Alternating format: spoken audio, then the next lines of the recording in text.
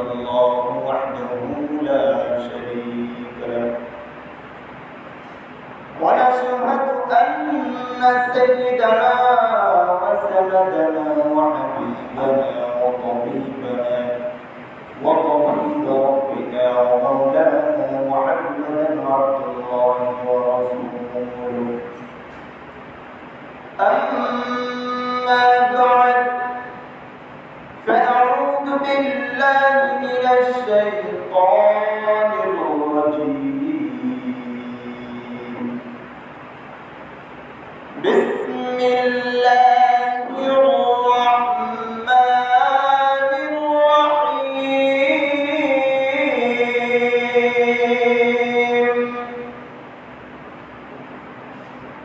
إنما المؤمنون الذين آمنوا بالله ورسوله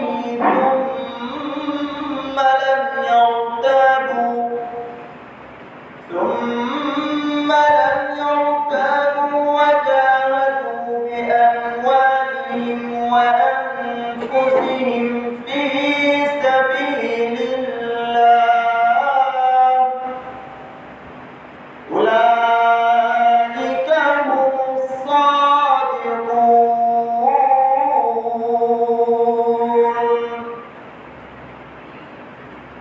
وقال النبي صلى الله عليه وسلم المسلم من سلم المسلمون من لسانه ويده. وقال تعالى إن الله وملائكته يصلون على النبي يا أيها الذين آمنوا صلوا عليه وسلموا تسليما. সকল মুহাম্মদ দুরূদ ইব্রাহিম পড়ি আল্লাহুম্মা সাল্লি আলা মুহাম্মাদ ওয়া আলা আলি মুহাম্মাদ কামা সাল্লাইতা আলা ইব্রাহিম ওয়া আলা আলি ইব্রাহিম ইন্নাকা হামিদুম মাজিদ। আল্লাহুম্মা বারিক আলা মুহাম্মাদ ওয়া আলা محمد كما باركت على إبراهيم وعلى آل إبراهيم إنك حميد مجيد. بلغ العلا بكماله كشف الدجى بجماله حسنت جميع خصاله صلوا عليه وآله. الحمد لله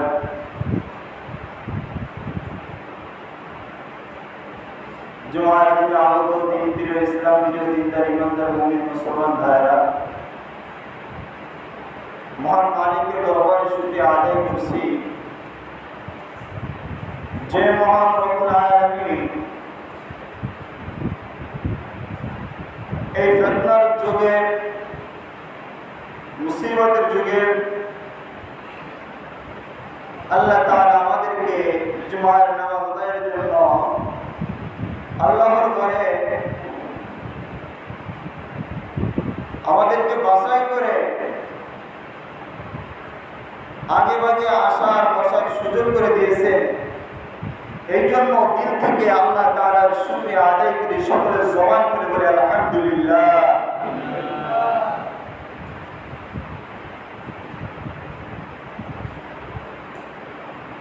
আল্লাহ পাক রব্বুল আলামিন, আমরা গত জুমার আলোচনা শুনতেছিলাম যে আল্লাহ তাআলা মানুষকে পৃথিবীর শ্রেষ্ঠ মাখলুক হিসেবে বানাইছেন, আশরাফুল মাখলুক। যত মাখলুক আছে, যত সৃষ্টি আছে, সব থেকে দামি কারা? মানুষ। সব থেকে দামি মানুষ। তো দামি মানুষ হতে গেলে মানুষ তো দামি, আল্লাহ তাআলা বলছেন। মানুষের ভিতরে দামি কারা? যারা মুমিন, যারা ইমানদার তারা, কি তাই না? যারা মুমিন, যারা ইমানদার তারা হচ্ছে দামি দামি মানুষ।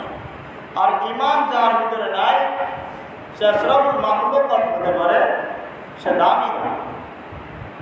ইমান না থাকার কারণে দুনিয়ার ক্ষণস্থায়ী জিন্দেগি, কিছুদিন বিলাস বিশ্বাস, তার জন্য যার ভিতরে ইমান নাই আল্লাহ তাআলা বলছে তার জন্য চিরস্থায়ী জাহান্নাম, তার জন্য চিরস্থায়ী জাহান্নাম। সে কোটিপতি হতে পারে, টাকা পয়সা অড়াও সম্পত্তির মালিক হতে পারে, পরকালে তার কোনো জায়গা নেই। ইমান শব্দ একটা আরবি শব্দ। কি শব্দ? আরবি শব্দ। ইমানের অর্থ হচ্ছে বিশ্বাস স্থাপন করা, নিরাপত্তা দেওয়া, অর্থাৎ কোনো কিছুকে সত্য বলে মেনে নেওয়ার নামই হলো ইমান। মুহাদ্দিসিনগণ হাদিসের ভিতরে ইমানের সংজ্ঞা লিখছেন, আল ঈমানু হুয়া তাসদীকু বিল জিনান। মুহাদ্দিসিনগণ বলেন ইমান হলো অন্তরে বিশ্বাস করা, অন্তরে বিশ্বাস করার নাম ইমান। ওয়াল ইকরারু বিল লিসান, এবং জবান স্বীকার করা, অন্তরে বিশ্বাস করা এবং জবান স্বীকার করা, এটা নাম ইমান। ওয়াল আমালু বিল আরকান, ওয়াল আমালু বিল আরকান, অর্থাৎ ইমান এটা আমলে পরিণত করার নাম। আল্লাহ তাআলার যত বিধান আছে এগুলো আমলে পরিণত করার নাম হচ্ছে ইমান। তিনটে শাখা, এক হলো অন্তরে বিশ্বাস করা, 2 নম্বর জবানে স্বীকার করা, আর 3 নম্বর আমি ইমানদার, আমি মুমিন, এটা আমার আমলে বাস্তবায়ন করা। অর্থাৎ আমি মুমিন, আমার চলাফেরা ওঠা বসায় যেন আমার সেই সিফাতগুলো বেশি ওঠে। হাজার লাখ লাখ ইহুদি নাসারার ভিতরে একজন মুমিন, একজন মুসলমান থাকলে তো একজন মুমিন মুসলমানের ভিতর থেকে কিছু বার করা যাবে। এলো মুমিনের সিফাত, কারণ মুমিনের উঠা বসা সম্পূর্ণ আলাদা।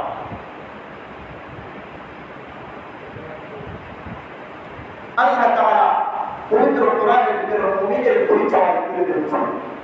আল্লাহ তাআলা সূরা হুজরাতের 15 নম্বর আয়াত আল্লাহ তাআলা বলেন, ইন্নামাল মুমিনুনা আল্লাযীনা আমানু বিল্লাহি ওয়া রাসূলিহি থুম্মা লাম ইয়ারতাবু ওয়া জাহাদু বিআমওয়ালিহিম ওয়া আনফুসিহিম ফী সাবিলিল্লাহ। আল্লাহ তাআলা বলতেছেন মুমিন তো কেবল তারাই, মুমিন তো কেবল তারাই যারা আল্লাহ ও তার রাসূলের প্রতি ঈমান এনেছে। সুবহানাল্লাহ। মুমিন তারা যারা আল্লাহ এবং তার রাসূলের উপরে ঈমান আনছে। আল্লাহ তাআলা বলছেন মুমিনের সিফাতগুলো আল্লাহ তাআলা বর্ণনা করতেছেন, সুম্মা লাম ইয়ারতাবু, সুম্মা অতঃপর লাম ইয়ারতাবু ওয়া জাহাদু বিআমওয়ালিহিম ওয়া আনফুসিহিম ফী সাবিলিল্লাহ। অতঃপর তারা যে বিষয়টা আল্লাহ এবং রাসূলের উপর ঈমান এনেছে এর ভিতরে কোনো সন্দেহ প্রকাশ করে না, এর ভিতরে কোনো সন্দেহ করে না। আল্লাহ এবং রাসূলের উপর ঈমান এনেছে, তারপরে কোনো তার ভিতরে সন্দেহ পোষণ করে না, তারাই হলো মুমিন। আল্লাহ তাআলা বলেন ওয়াজাহিদু বিআমওয়ালিহিম ওয়া আনফুসিহিম ফী সাবিলিল্লাহ। আর নিজেদের সম্পদ, নিজেদের জান দিয়া আল্লাহ তাআলার রাস্তায় জিহাদ করে। কি করে? জিহাদ করে। আল্লাহ তাআলা বলেছেন এটা মুমিনের সিফাত। আল্লাহ এবং রাসূলের উপর ঈমান আনবে, তার ভিতরে কোনো সন্দেহ পোষণ করবে না, আল্লাহ তাআলা বলছেন। আর নিজেদের জান এবং মাল, নিজেদের জান মাল দিয়ে তারা আল্লাহ তাআলার রাস্তায় জিহাদ করে। আল্লাহর উপরে ঈমান আনতে আমরা যে তৈরি, রাসূলের উপরে ঈমান আনতেও তৈরি আছে, কিন্তু দেখা যায় আল্লাহ অনেক বান্দা আছে যখন এই জায়গায় আসি জান মাল এটার প্রতি আমাদের খুব মহব্বত, কি তাই না? জান মাল খরচ করতে রাজি না, তৈরি না। আল্লাহ তাআলা বলছেন মুমিনের সিফাত আল্লাহর রাস্তায় তারা জান এবং মাল দিয়ে কি করবে? জিহাদ করবে।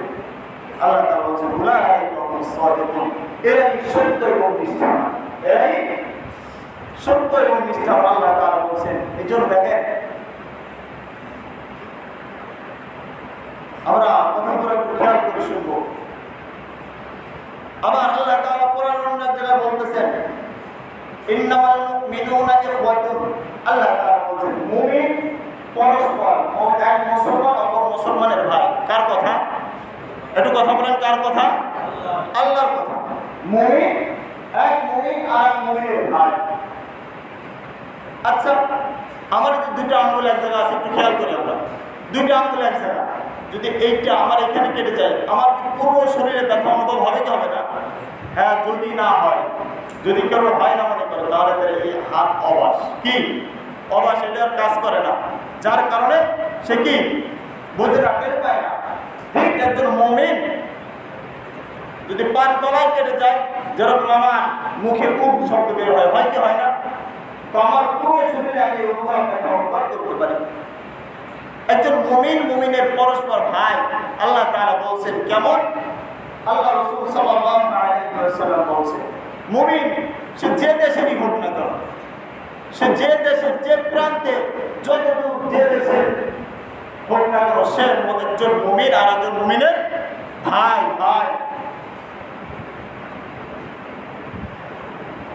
আল্লাহ তাআলা যে মুমিনের সিফাতের কথা বলছেন, যে মুমিন আল্লাহ তাআলা বলছেন আল্লাহ নিজেই তার অভিভাবক। কে? আল্লাহ তাআলা নিজেই অভিভাবক।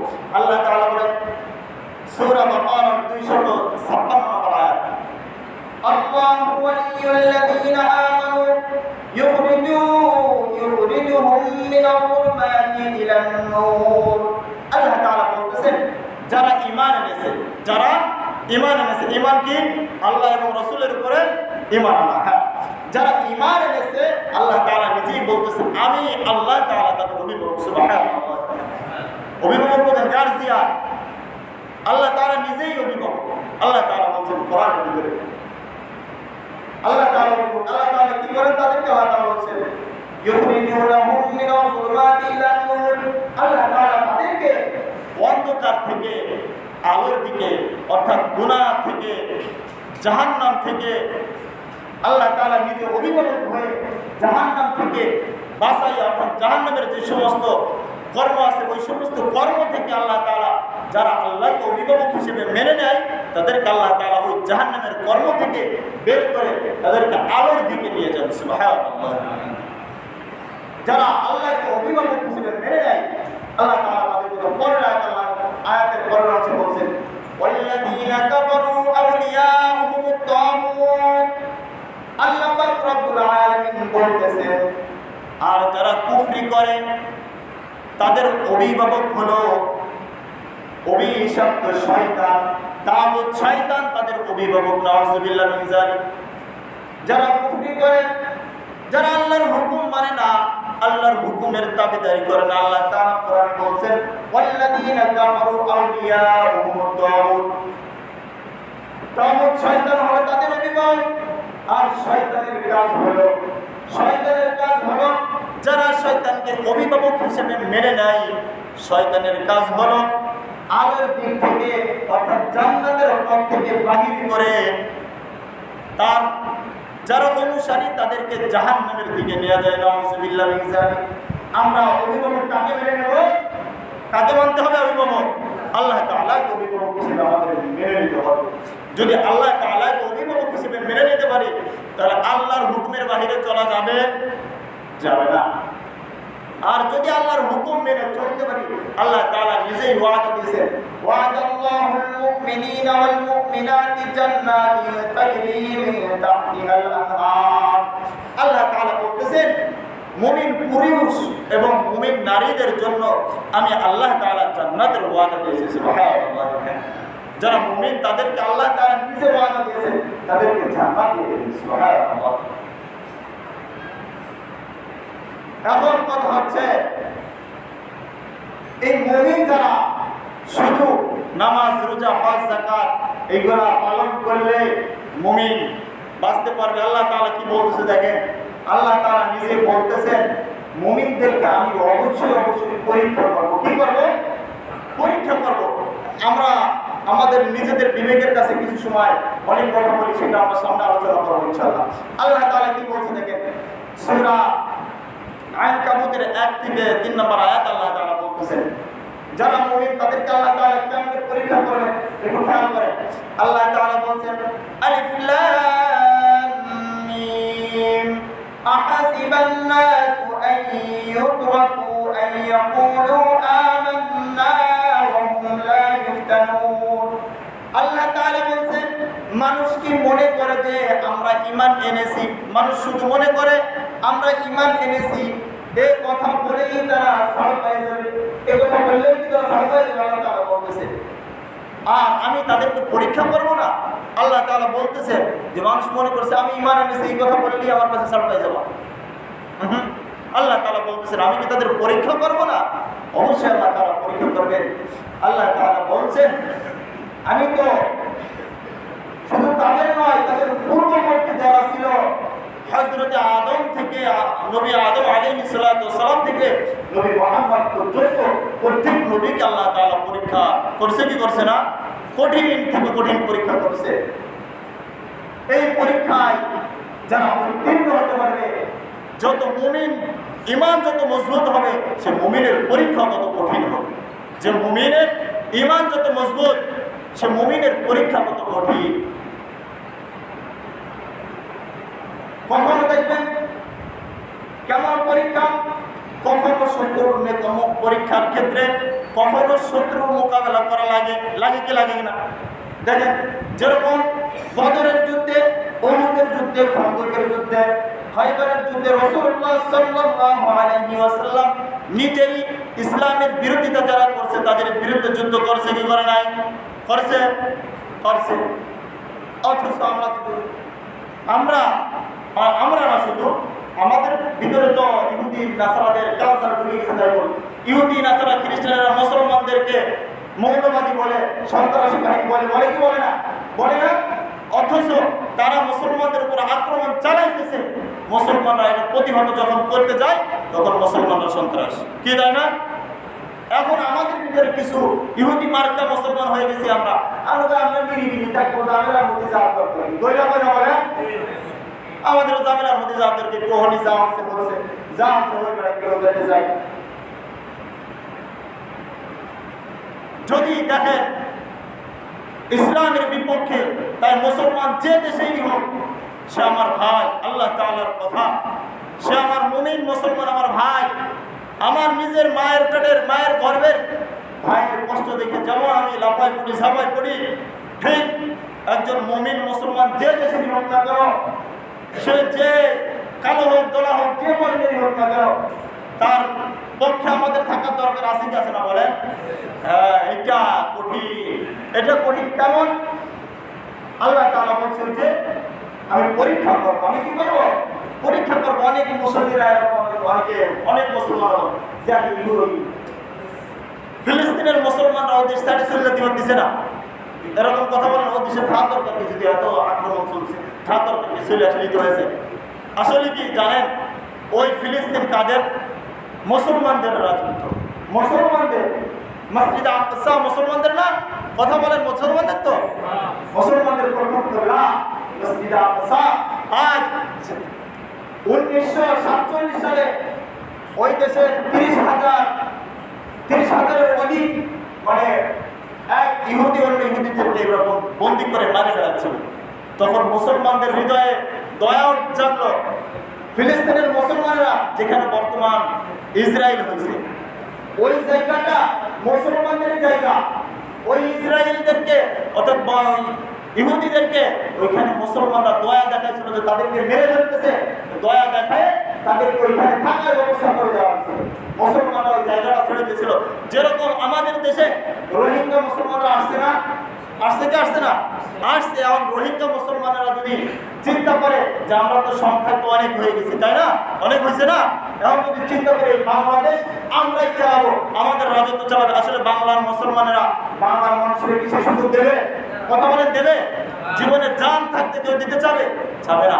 ঠিক ইহুদিরা ওই দেশে 1947 সাল থেকে নিয়ে এই পর্যন্ত এরকম প্রায় 70 বছর মুসলমানদের উপরে একের পর এক নির্যাতন চালাইতেছে। আর আমরা বাহিরের যে সমস্ত মুসলমানেরা আছে, আমরা চিন্তা করি যে ওরা খাইতেছে মার খাক। দোস্ত বাঁচা যাবে না। আমার অনেকে বলে থাকি আল্লাহ তাআলার সাহায্য কই? আল্লাহ তাআলা বলছে কোরআনে, মুমিন যত কঠিন, যার ঈমান যত মজবুত হবে। আরে হযরত জাকারিয়া আলাইহিস সালাতু ওয়াসসালামকে তো আল্লাহ তাআলার পরীক্ষা নিছেন। কেমন পরীক্ষা? জাকারিয়া আলাইহিস সালাতু ওয়াসসালামকে এরকম করাতে চৌচির করে ফাড়া হয়েছিল কি না? হয়েছিল। হযরত ইউসুফ আলাইহিস সালাতু ওয়াসসালাম, তাকে কত বড় বদনাম নেওয়া লাগছে কি লাগে নাই? জুলেখা কি ছিল না বদনাম? জুলেখা ইউসুফ আলাইহিস সালাতু ওয়াসসালামের কোনো দোষ ছিল না, কিন্তু একটা কেলেঙ্কারি লাগা দিয়ে তারে বছরকে বছর জেলখানার ভিতর থাকতে হয়েছে কি হয় নাই? এখন আমরা কি চিন্তা করি? আমরা চিন্তা করি ও অন্যায় করছে। আরে অন্যায় না অপরাধ, এই কি করছে আমরা তো না দেখে আমরা অনেক ধারণা করি, অনেক কথা বলতেছি। আজকে মুসলমান হয়ে একজন মুসলমানের প্রতি দরদ নাই। মসজিদ আকসা মুসলমানদের প্রথম কিবলা, কি তাই না বলেন? মুসলমানদের প্রথম কিবলা হচ্ছে ফিলিস্তিনের মসজিদ আকসা আছে। মসজিদুল আকসা আল্লাহ তাআলা কোরআনে বলেন, লাইলাম মিনাল মসজিদিল হারাম ইলাল মসজিদিল আকসা। এই মসজিদ আকসা ছিল মুসলমানদের প্রথম কিবলা। সেইখানে ইহুদি নাসারারা যায়, ওইখানে তারা মূর্তির পূজা করবে, ওইটা দখল করে তারা তাদের মন মতো চালাইতে চায়। কিন্তু ফিলিস্তিনের মুসলমানদের ঈমান এত তাজা যে তারা বলে যে একজন মুমিন, একজন মুসলমান বেঁচে থাকতে ফিলিস্তিনে তাদেরকে জায়গা দেওয়া হবে না। আর আমরা কি করতাম? এইখানে আমাদের এইখানে বলি মসজিদে জায়গায় ওরা পানি ঠিক থাকে না, আমরা সরে যাই। কি এরকম না? দাঁড়ে যাওয়ার দরকার নাই। আমার একটা বেশি কথা বলছে, আমি মসজিদে দাঁড়িয়ে গেলাম না, এটা আমাদের ঈমান। অথচ তাদের পরে বোমা হামলা চলতেছে, তাদের তছনছ করে দিতেছে। তারপরে আমরা মুসলমানরা সেখানে ফিলিস্তিনের এক ফলো পিছপা হচ্ছে না। আল্লাহ তাআলা কোরআনে বলছেন, মুসলমানরা যখন এরকম আল্লাহ তাআলার পরীক্ষায় উত্তীর্ণ হবে, আল্লাহ তাআলা উত্তম প্রতিদান দান করবেন তাদেরকে। আরে কেমন পরীক্ষা! একজন বাবা, আপনারা হয়তো দেখছেন হেঁটে, একজন বাবা দুইটা সন্তান, তারা এরকম শহীদ হয়ে গেছে ফিলিস্তিনের। ওই বাবা মিষ্টি কিনে বিতরণ করতেছে। কি করছে? মিষ্টি কিনে বিতরণ করছে সবাই। সেটা বাবা, তোমার ছেলে এরকম আক্রমণে সে শহীদ হয়ে গেছে, কেন তুমি এরকম মিষ্টি বিতরণ করতেছো? কিয়ামতের ময়দানে আমি দুইজন শহীদের পিতা হয়ে আমি কিয়ামতের ময়দানে আল্লাহ তাআলার ময়দানে ভাষার উপর আল্লাহু আকবার। তার ঈমান কেমন ছিল? কি ছিল না? আজকে আমার আপনার ঈমান কি অবস্থা দেখেন। আজ ফিলিস্তিনের মুসলমানদের প্রতি যে আক্রমণ চলতেছে, ওই ইসরায়েলের পণ্যগুলো আমরা এই বাংলাদেশের মানুষ ক্রয় করতেছি। আরে 1 টাকায় ওরা 40 পয়সা ওরা পাইতেছে আমাদের থেকে। আর ওরা তাই সেই টাকা নিয়ে অস্ত্র সরঞ্জাম কিনতেছে, কিনে আমাদের মুসলমানদের উপরে তারা আক্রমণ চালাইতেছে। আমাদের কিন্তু সেদিক খেয়াল নাই। আরে যত আরসি আছে, যত যা আছে, ওর মধ্যে কোকা-কোলা আছে, জমবে ভালো, ঠিক না? আল্লাহ তাআলা মানে ইহুদি নাসারারা আমাদের ব্রেনটা ওয়াশ করে ফেলছে, বুঝলেন না? ওয়াশ করে ফেলছে পুরো। আপনি দেখেন নামাজের সময় আসছে, জাতিসংঘ যেখানে নিরাপত্তা দেয়, সমস্ত রাষ্ট্রে নিরাপত্তা বাহিনী পাঠায় না। জাতিসংঘ সহ যত ইহুদি নাসারা আছে, যত হিন্দু, বৌদ্ধ, খ্রিস্টান, তাদের ঐক্য একটা আছে, জোট আছে। তারা আজকে দেখেন 70 বছরের উপরে ফিলিস্তিনের উপর আক্রমণ চলতেছে, তারা এই পর্যন্ত এখনো মুখ খোলে নাই যে ফিলিস্তিনের মুসলমানদের উপরে এই আক্রমণ চলতেছে, তোমাদের এটা বন্ধ করতে হবে। বরং তারা পদে পদে সাহায্য করতেছে। কি করতেছে? সাহায্য করতেছে। মুসলমানদেরকে এই পৃথিবী থেকে তারা উদ্ধার করতে চায়, সরাই দিতে চায়। আসলে মুসলমানদের গায়ে রক্ত থাকতে এটা করা যাবে? কথা বলেন যাবে? আমরা বাংলাদেশ থেকে আমাদের যতটুকু সামর্থ্য আছে ফিলিস্তিনের পক্ষে এবং ইসরায়েলের বিপক্ষে দাঁড়াইতে পারবো তো ইনশাআল্লাহ। এটা আল্লাহকে তো হাত জায়গায় দেখাই দিই। আল্লাহু আকবার। আল্লাহ মুসলমানদেরকে যেন রক্ষা করেন, সকলে বলে আমিন। আর একটা কথা, একটা দাওয়াত, সেটা হচ্ছে সারা বাংলাদেশে কোনো দল নাই, বিএনপি না, জামাত, কোনো দল নাই। সমস্ত দলের মতবিরোধ বাদ দিয়ে সমস্ত দল একমত হয়েছে। আপনারা জানেন কি জানেন না জানি না, সকলে কিন্তু ফিলিস্তিনের পক্ষে এবং ইসরায়েলের পক্ষে কথা বলতেছে, এবং গোটা বাংলাদেশ থেকে ফিলিস্তিন ইসরায়েলের কোনো পণ্য বাংলাদেশে চলবে না, এই একটাই স্লোগান সবার মুখে। কেউ ইসরায়েল পণ্য ক্রয় করা যাবে না, কোনো অবস্থাতে ইসরায়েলের কোনো পণ্য ক্রয় করা যাবে না। এবং আমাদের গ্রাম সহ আশেপাশে যারা আছি, আমরা যারা ব্যবসায়ী আছি, তারা যে সমস্ত কোম্পানিগুলো আছে তাদেরকে বলে দিতে হবে যে তোমাদের কোম্পানির মাল আর আমরা ব্যবহার করব না। কেটে করা যাবে না, ইনশাআল্লাহ প্রত্যেকে বয়কট করতে হবে। আরে তারা আমাদের কাছ থেকে টাকা নিয়ে আমাদেরকে আজকে ফিলিস্তিন ধরছে, আর কালকে বাংলাদেশ ধরবে কি ধরবে না? মুসলমান একের পর এক তাদের চক্রান্ত চলতেছে। কিছুদিন আগের কাশ্মীরে ভারত পর্যন্ত আজকে ফিলিস্তিনের বিপক্ষে অর্থাৎ ফিলিস্তিনের ধ্বংস করার পক্ষে লাগিয়ে আছে। সমস্ত ইহুদি নাসারা বেঈমানেরা মুসলমানদের টার্গেট হচ্ছে ঈমান নষ্ট করা, তাদেরকে দুনিয়া থেকে বিদায় করা। মুসলমান বেঁচে থাকতে এই কাজ করতে দেওয়া যাবে আল্লাহ তাআলা। আর এই বিষয়টা নিয়ে আমাদের গ্রামে যুবকরা একটু উদ্যোগ নিছে। আপনাদের সকলের কাছে আমার একটা প্রস্তাব রাখতে বলছে যে আমাদের যেরকম আমরা গত কয়েকদিন আগে জেলখানাঘাট থেকে শিববাড়ি পর্যায়ে ওখানে আমরা বড় সমাবেশ করছি, ওইখানে জামাত, বিএনপি, চরমোনাই দিয়ে সমস্ত দলীয় নিরপেক্ষ সবাই এখানে ছিল উপস্থিত, অসংখ্য মানুষের সেখানে এই হয়েছে। এরকমভাবে আমাদের গ্রামে এদের শেখপুরা বাজার, আলাইপুর বাজার আছে। আর একটা কথাও বলে সকলে, আমি ছোটবেলাতে শুনছি, কোনো কিছু যদি দেখেন শুরু হয় আমাদের মেজেজিলে থেকেই শুরু হয়। যেরকম এক লোকে আমরা জানি মূর্তির পায়ের কাছে কোরআন শরীফ রাখছিল, নাউজুবিল্লাহ লাগছিল কি লাগছিল না, কিন্তু মাইজেজিলের যুবকরা সহ মাইজেজিলের মুসলমানরা আমাদের গ্রামের আগে উদ্যোগ নিয়ে আমরা কিন্তু এখান থেকে মিছিল নিয়ে ওদিকে গেছিলাম না গেছিলাম। এর জন্য মেজেজিলে আমরা এখানে যারা আছি সকলে বসে একটা আলোচনা করে যে এই ইহুদিদের এই পণ্যগুলো বয়কট করা যায় কিভাবে, আমাদের একটা মিছিল বের করে যেদিন করলে ভালো হয়। কারণ আল্লাহ তাআলা আমাদের যে সমর্থ আছে এই সমর্থ অনুযায়ী আমরা যতটুকু পারি, এক নম্বর হচ্ছে ইহুদিদের কোনো পণ্য আমরা ক্রয় করব না। দুই নম্বর আমরা একটু যদি আমরা মিছিলের মাধ্যমে জানাই দিতে পারি প্রত্যেকের কাছে, তাহলে দেখা যাবে দোকানদাররাও সচেতন হয়ে যাবে তারাও, কারণ এটা করে তারা ইসরায়েলের পক্ষে সাপোর্ট দিচ্ছে এবং ফিলিস্তিনের মুসলমানদের বিপক্ষে যাইতেছে কিনা যাইতেছে না।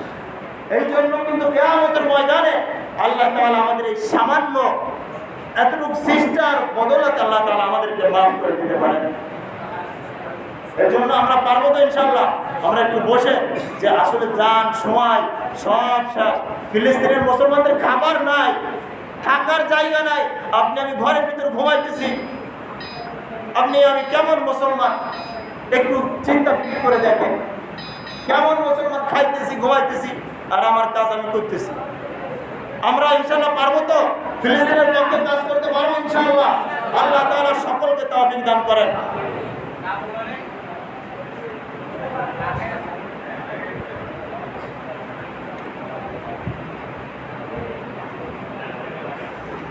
আর ফিলিস্তিনের পণ্যের কিছু আছে, যেরকম আমার কাছে একটা আছে, ওইটা আমরা কিছু ছাপাইতে দিছি। প্রত্যেকটা দোকানে দোকানে পৌঁছাই দিলে দোকানদারদের প্লাস মানুষের কাছে ভালো হবে।